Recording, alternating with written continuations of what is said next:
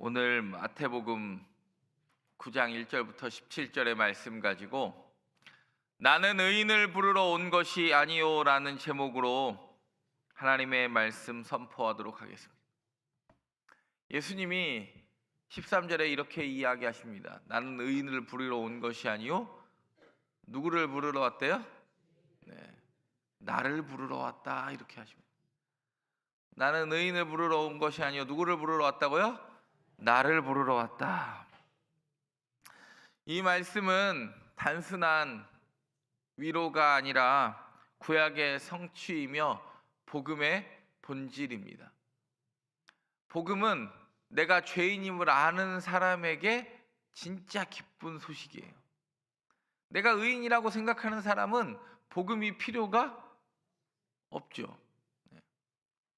오늘 9장 1절부터 17절의 이야기가 저와 여러분의 이야기 되기를 간절히 바랍니다. 교재는 70페이지인데 여러분 교재를 잘 보시면 첫 번째 한번 따라해 보겠습니다. 죄를 사하는 권세가 있는 분. 그 죄인을 부르러 오신 분은 첫 번째 뭐한 권세가 있다고요? 죄를 사하는 권세가 있대요. 오늘 본문 1절에 보면 이렇게 이야기합니다. 시작. 예수께서 배에 오르사 건너가 본 동네 갔대요. 어제 주일 본문이 뭐였냐면 가버나움에서 뭐 하셨죠? 베드로 장모까지 치유하고 그 베드로 장모 집 앞에 사람들이 많이 모였는데 그 병자까지 다 치유하고 나서 예수님이 뭐라 그럽니까? 어제 본문이 건너편으로 건너가자. 그랬더니 갑자기 서기관 한 명이 딱 튀어나와가지고 뭐라 그래요? 어디로 가든지 나는 따르겠습니다. 그랬더니 갑자기 옆에 있는 제자도 한 명이 주님, 아버지가 오늘 내일 합니다. 아버지를 장사하고 따르게 하소서. 그랬더니 죽은 자들은 죽은 자들로 장사하게 하라. 그랬는데 예수님이 가자고 했는데 풍랑이 일어나요. 그리고 건너편 딱 가다라 지방, 데가볼리 지방에 가셔서 귀신 들린 자 둘 고치고 아무 일도 하지 못해요. 사람들이 와가지고 뭐라 그러냐면 제발 가시라고. 그래서 오늘 본문 보면 예수님이 다시 배에 오르십니다. 그리고 본 동네에 가셨다. 여러분 마태복음의 본 동네는 가버나움과 같은 말입니다. 왜냐하면 이게 지금 반복돼서 나오기 때문에 본 동네가 예수님의 주요 사역지예요. 예수님의 주요 사역지, 이적을 많이 하고 말씀을 많이 선포한 곳 중에 세 개의 도시가 있습니다. 가버나움, 고라신, 벳세다. 근데 그 세 군데는 변화했어요? 못했어요? 변화하지 못했어요. 여러분 오늘 그 본 동네에 다시 이르렀어요. 근데 여러분 상상의 날개를 한번 펼쳐보세요. 상상의 날개를 펼치면 이미 며칠 전도 아닐 수도 있어요. 이 가버나움에서 나병 환자를 고치고 베드로 장모 집 앞에서 다 고쳤다고 그랬어요. 몇 명 고치고 갔다고 그랬어요. 다 고쳤다고 그랬어요. 근데 중풍병자는 움직일 수가, 자기를 건져줄 수가 없었어요. 여러분 베데스다 연못에서 38년 된 병자가 예수님 보면서 뭐라고 이야기합니까? 네가 낫고자 하느냐 그럴 때 예수님 내가 낫고자 한다고 이야기를 한 게 아니라 뭐라고 그래요? 나 저기 넣어줄 사람이 없어가지고 못 들어가요. 몇 년 동안 38년 동안 나 여기 누워만 있어요.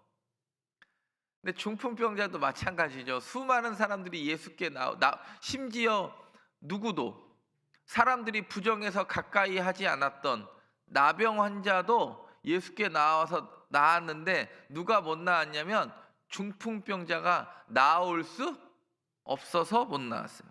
그러니까 뭐라고 그래요?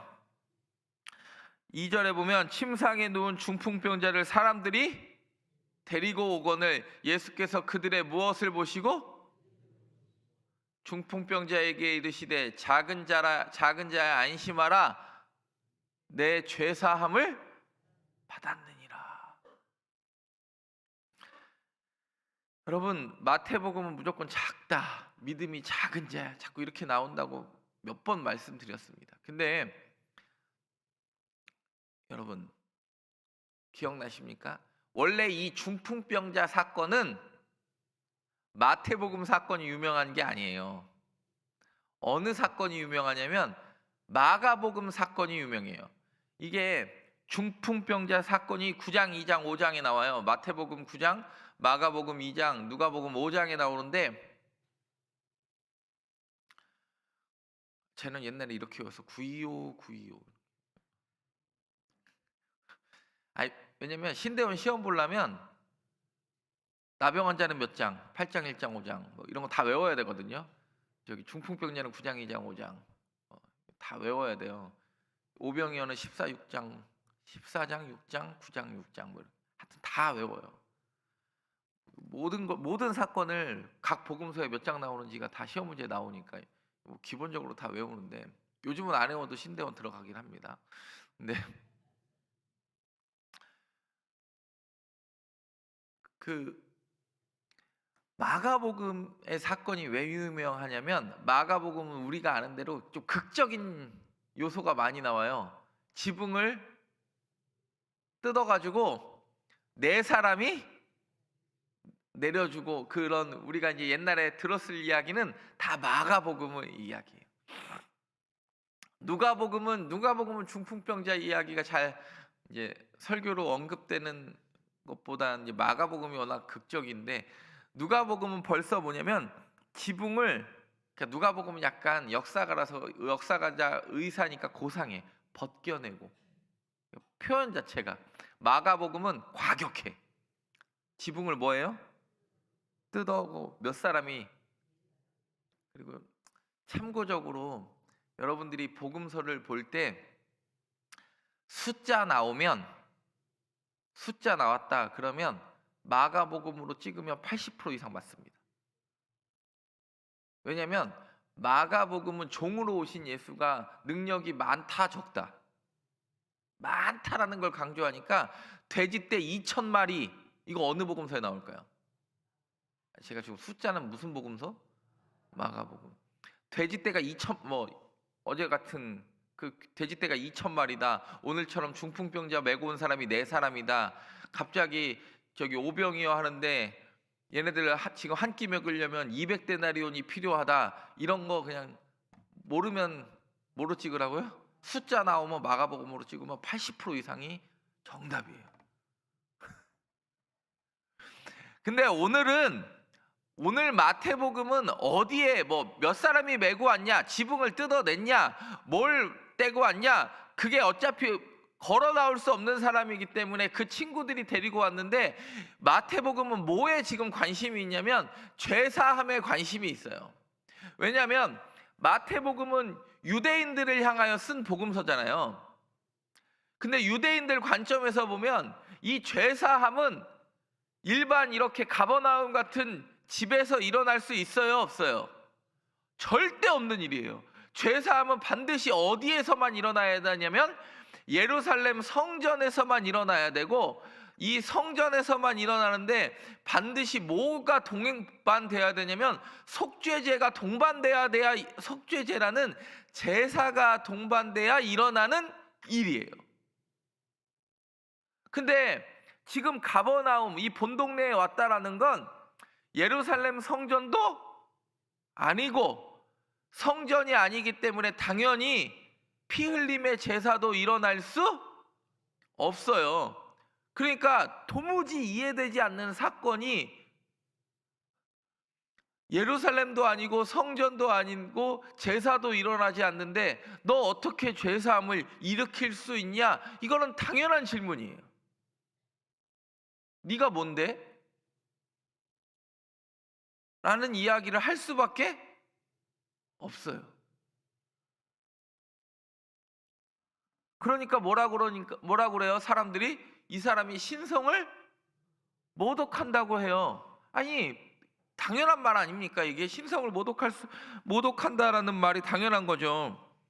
우리가 레위기를 주일 오후 예배 때 공부해서 이 죄사함은 함부로 일어나지도 않고,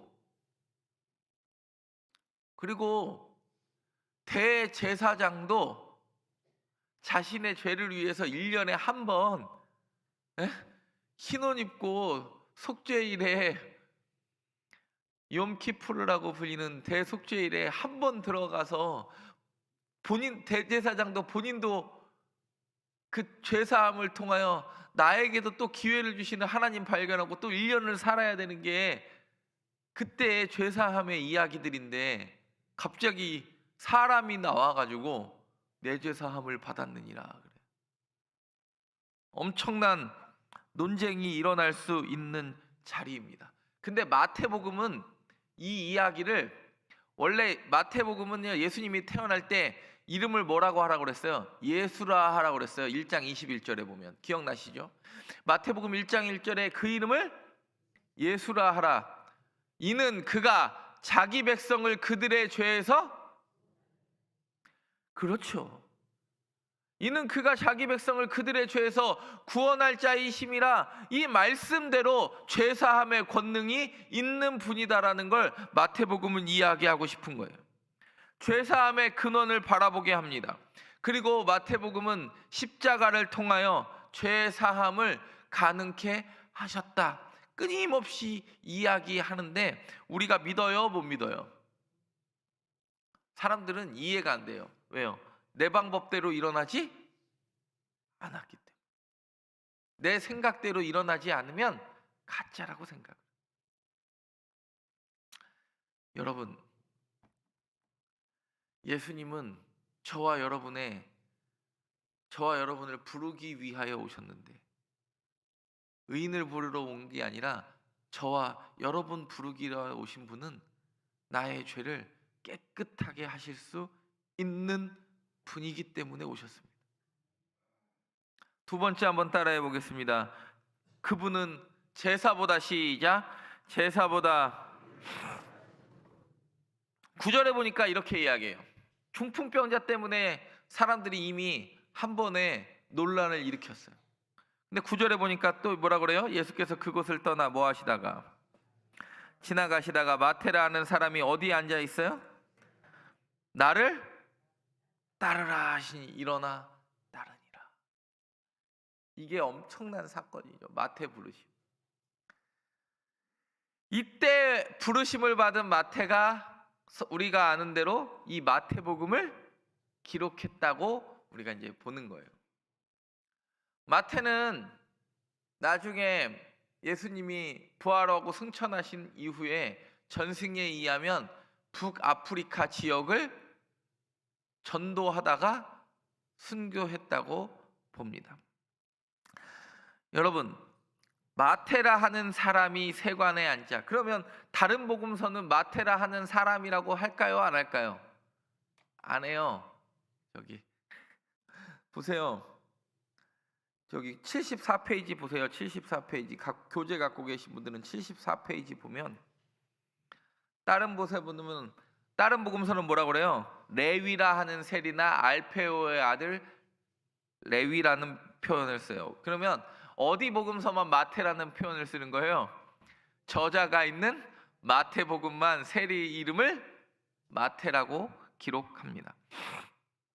나를 따르라 그랬더니 누구랑 밥 먹어요? 10절에 보니까 예수께서 마태의 집에 앉아 음식을 잡수실 때 많은 세리와 죄인들이 와서 예수와 그의 제자들과 함께, 그러니까 사람들이 도무지 이해가 안 되는 거예요. 예전에 여러분 생각을 해보세요. 가버나움, 아까 가다라 갔다 오기 전에 가버나움 왔을 때 많은 사람 고칠 때 내 친족 중에 한 명이나 내가 이미 고침을 받았던 기적을 맛보았을 거예요. 근데 사람들의 불편한 말이 딱 하나 걸리니까, 죄사함의 권능에 이 불편한 말이 건너니까 사람들이 계속 불편한데, 여기에 기름 붓는 사건이 뭐냐면 죄인들과 함께 밥을 먹어요. 그때 당시에 죄인 3종 세트가 있었습니다. 그냥 죄인이 있었고, 누가 봐도 죄인 같은 인간들이 있었고, 그 다음에 세리와 창기는 죄인 3종 같이 가는 거예요. 그러니까 세리 죄인, 그러니까 누가 봐도 그냥 죄인, 그리고 직업적으로 세리와 창기는 사람들이 어떻게 봤냐면, 인간이 사람이 아니문이다. 사람 취급을 받지 못한 사람들이었어요. 그랬는데 오늘 보면 11절에 뭐라 그래요? 11절에 시작. 바리새인들이 보고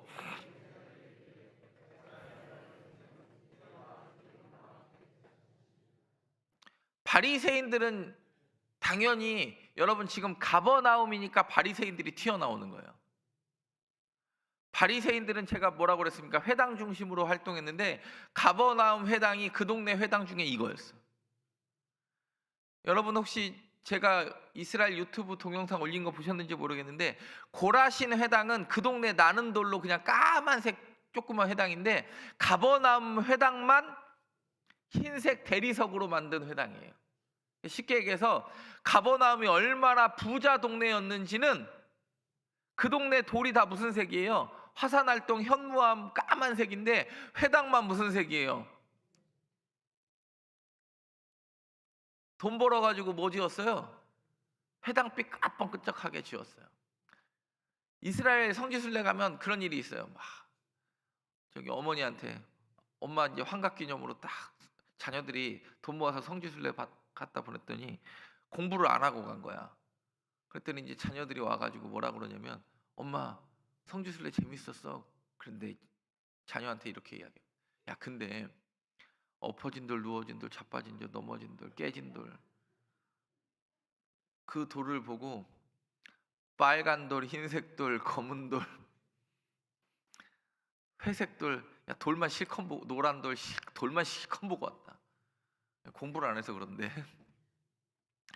여러분 가버나움이 특별한 건 그때 당시에 도시 규모가 그 가버나움 해안가 중심으로 150m 이상이 지금 주거지가 발견된 쪽으로 굉장히 돈이 모이는 도시였어요. 왜요? 가버나움은 백부장이 있었대요, 없었대요? 그러면 로마 군인이 주둔할 정도로 큰 도시였고 백부장이 있었으니까. 그리고 지금 세리가 있다라는 건 가버나움에 뭐가 있었다라는 거예요? 세관이 있었다라는 거고. 그리고 회당을 그 동네 돌이 아니라 수입해서 그 대리석 이스라엘에서 나는 돌 아니거든요. 수입해서 대리석으로 회당을 지을 정도로 어마어마한 부를 가진 도시였어요. 실제로 가버나움은 비아 마리스라는 해변길이 지나가는 길에 요지에 있었기 때문에 돈이 모여. 그때 당시에 돈이 모이는 몇 군데 동네가 있는데 가버나움과 그 다음에 어디냐면 막달라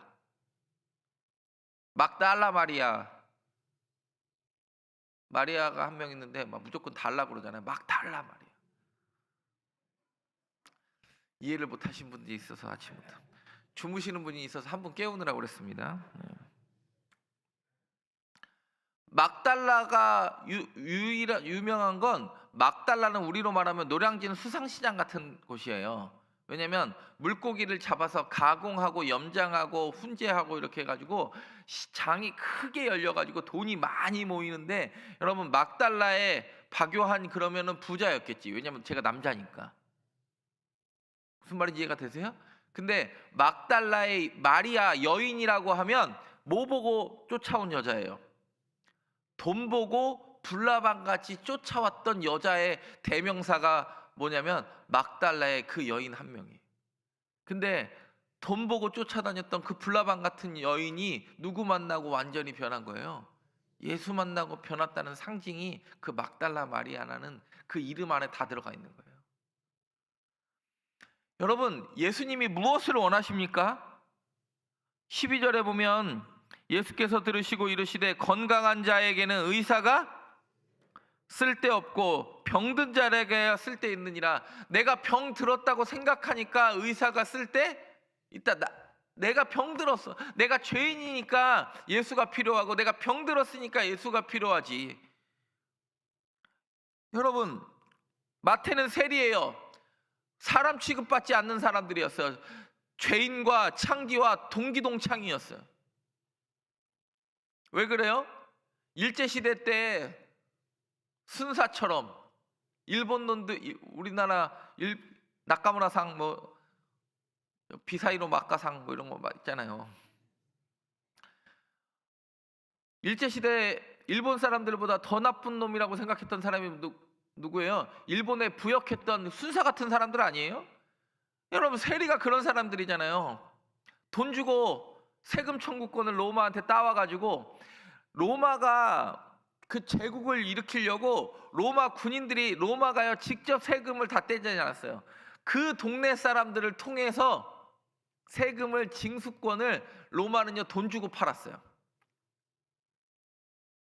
그러면 우리가 아는 대로 그 징수권 산 거 이상으로 돈을 벌려고 했는데 그걸 또 누가 보장해 줬냐? 로마 군인들이 또 세금 안 내는 돈을 때려잡는 거예요. 이게 그러니까 로마 군인들과 나쁜 놈들의 3종 세트 아니에요? 로마 군인들과 세리와 그리고 붙어먹는 제사장들 3종 세트 아니에요? 여러분, 바리새인들은 어떤 사람입니까? 참고로 바리새인들은요, 나는 저 사람들과 다르다, 이 분리주의자라 바리새인의 모토였어요. 왜? 바리새인들은 어떤 사람이냐면 끊임없이 나는 저 사람과는, 저 세리와는, 저 창기와는, 저 죄인들과는 아예 가까이 하지도 않아서 내가 거룩하다고 증명하는 사람이 바리새인이에요.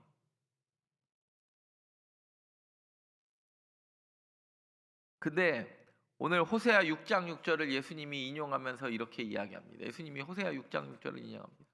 나는 인애를 원하고, 시작,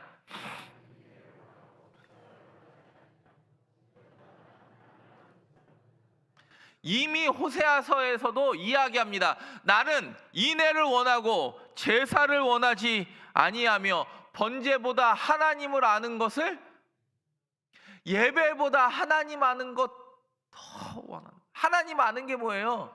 내가 그들을 버리지 않고 그들의 회복됨을 기대한다. 나는 제사보다 너희가 그 영혼을 향한 긍휼의 마음을 품고 있는 것을 원한다 그래요. 여러분, 신앙생활을 하다 보면 우리가 바리새인 같을 때가 많아요. 회개한 세리 같을 때가 많아요.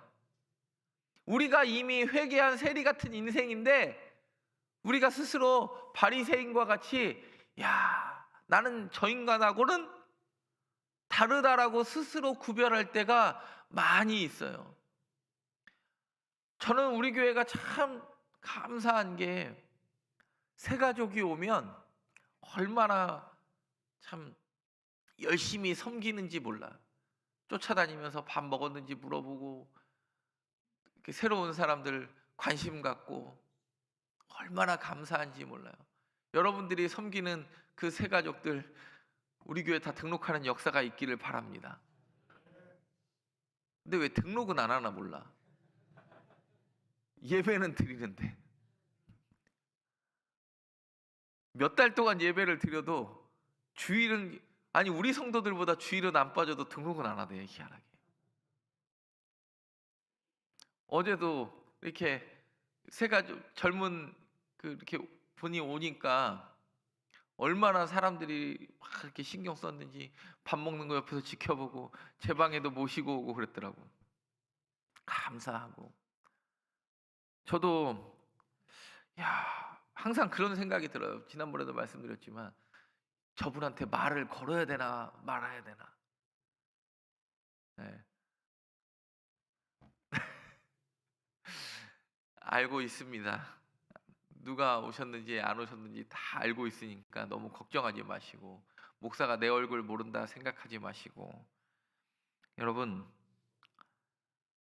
우리가 예수님이 원하시는 건 내가 예배보다 예배 더 앞서 예배를 드린 자답게 저 사람을 향한 긍휼의 마음을 품고 내가 저 사람보다 낫다고 여기는 게 아니라 내가 저 사람보다 낮음을 인정하고 섬길 수 있는 긍휼이 저와 여러분 가운데 있기를 바랍니다.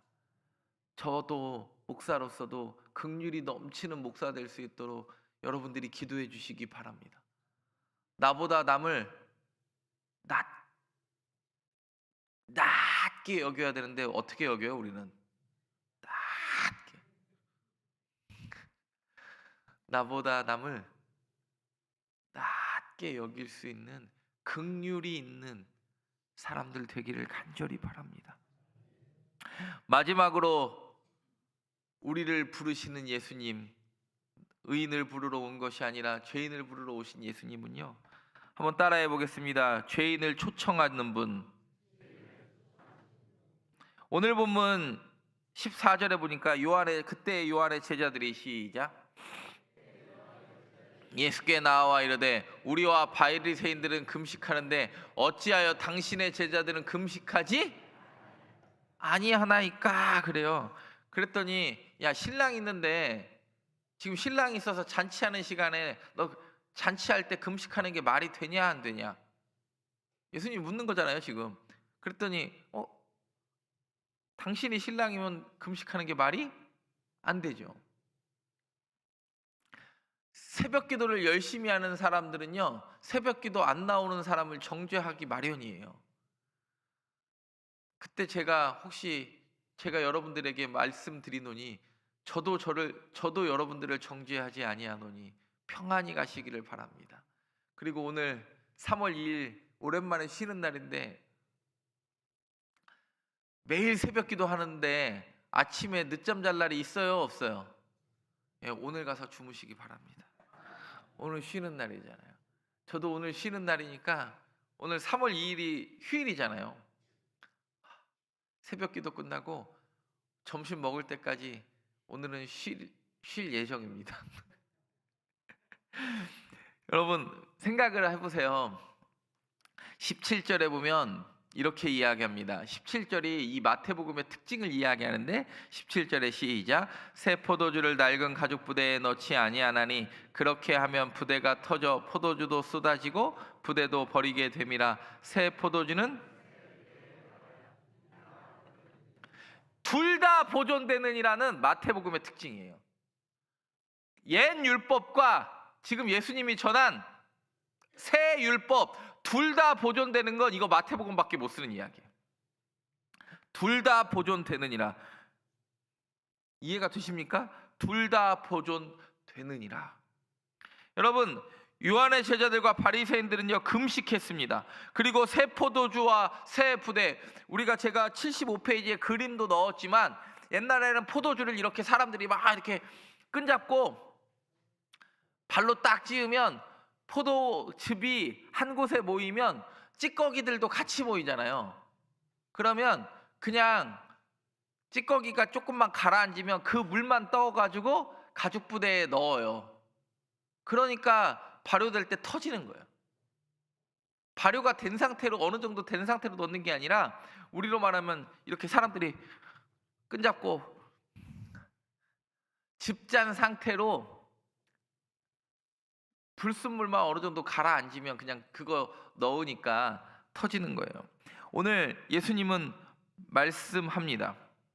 새 언약을 세우시겠다. 나는 의인을 부르러 온 것이 아니요 누구 부르러 왔대요? 죄인을 부르러 왔다고 말씀하십니다. 여러분, 사순절은요 우리가 의인의 자리에서 다시 죄인됨을 인식하는 시간이에요. 내가 의인된 자리에서 잠깐 내려와서 나를 구원하신 예수 그리스도가 내 인생의 가장 큰 예수 그리스도가 명확하게 보이는 시간인 줄 믿습니다. 내가 괜찮은 신앙인으로 여겼던 모습을 내려놓고 그리고 예배만 드리고 타인을 향한 긍휼을 잃어버렸던 내 마음을 다시 한번 점검하고, 내 안에 부패돼서 썩어지고 갈지 못한 것들이 있으면 새 포도주가 새 가죽 부대에 넣어야 둘 다 보존되듯이 다시 한번 우리의 자리에서 내려와 우리를 부르신 예수 그리스도의 부르심에 응답하는 이 사순절 되기를 바랍니다. 마태에게 예수님이 나를 따르라 말씀하셨던 것처럼 주님 따르는 이 사순절의 여정 되기를 간절히 바랍니다. 기도하겠습니다. 우리를 의인이라 부르시지 않으시고 죄인이라 부르시며 우리를 만나주시는 주님, 우리를 스스로 괜찮게 여기며 겉모습의 경건에 머물러 있음을 고백합니다. 제사는 드렸으나 긍휼이 부족했음을 고백합니다. 말씀은 들었으나 순종이 더뎠습니다. 안심하라, 내 죄 사함을 받았느니라. 우리의 심령에 새겨지게 하여 주옵소서. 특별히 오늘 이 새벽에 내일부터 계약하며 삶의 자리로 돌아가는 우리의 다음 세대를 축복합니다. 학교로, 교실로, 일터와 훈련의 자리로 돌아가는 우리의 다음 세대들 위해 주의 은혜를 덧입혀 주시고, 하나님께서 학교와 삶의 자리로 파송된 선교사로서의 사명을 잃어버리지 않게 하여 주옵소서. 두려움 대신 담대함 주시고 세상의 가치관 속에서도 믿음의 정체성을 잃어버리지 않게 하여 주옵소서. 좋은 친구, 좋은 선생님 만나는 은혜를 주실 뿐만 아니라 먼저 우리의 자녀들이 좋은 친구 되며 좋은 학생 되게 하여 주옵소서. 우리의 자녀들에게 지혜를 더하여 주시고 마음을 지켜주시고 부모들의 기도가 삶의 방패가 되게 하여 주옵소서. 예수 그리스도의 이름으로 기도드립니다. 아멘.